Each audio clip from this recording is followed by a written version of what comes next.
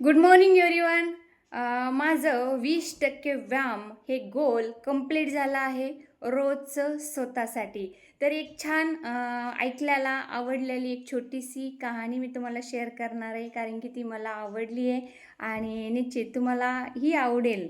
तर एक समुद्र असतो आणि त्या समुद्रामध्ये चालत असताना एका मुलाची चप्पल समुद्रामध्ये वाहून जाते. तर तो मुलगा समुद्राच्या कडेवर लिहितो की समुद्र चोर आहे.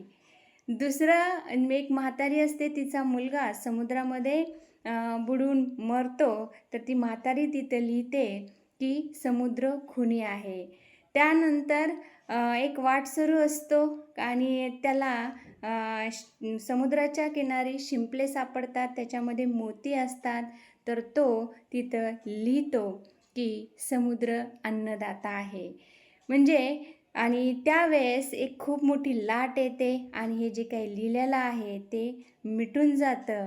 तर यावरून एक लक्षात येतं की समुद्राला कोण चांगलं म्हणतंय, कोण वाईट म्हणतंय याच्याकडे बिलकुल लक्ष नसतं, कारण की तो त्याच्या प्रवाहामध्ये चालत असतो.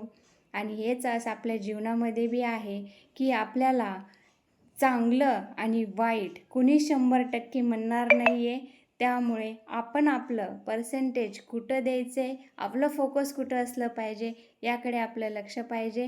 तर चालत जायचं आहे आणि समुद्र बनायचं आहे की नेमकं काय बनायचं आहे हे आपल्यावर डिपेंड आहे. आणि एक मी तर सांगेल की वेलनेस फॅमिली तर अशी आहे, त्यालाही मी एक समुद्रच म्हणेल. त्याच्यामध्ये कुणी पाय डुबून जातं, म्हणजे नुसते पाय ओलं करतं समुद्रामध्ये. एक वेलनेस फॅमिलीमध्ये कुणी त्याच्यामध्ये ओन्ली मासे पकडतात, कुणी मासे खातात आणि कुणी शिंपलं गोळा करतात आणि कुणी शिंपले